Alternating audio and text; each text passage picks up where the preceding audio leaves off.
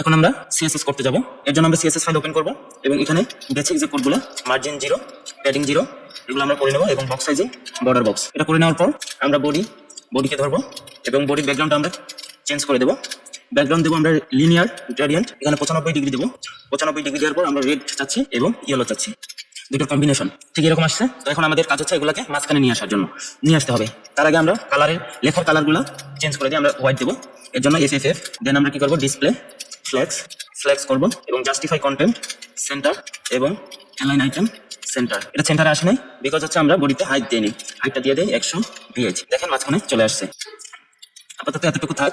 দেন আমরা কি করব, এখানে বডির কাজ শেষ, এখন আমরা কন্টেইনারকে ধরবো। কন্টেইনার দেন আমরা এটাকে বলে দিব যে তোমার বক্স শ্যাডো তুমি একটা ক্রিয়েট করো।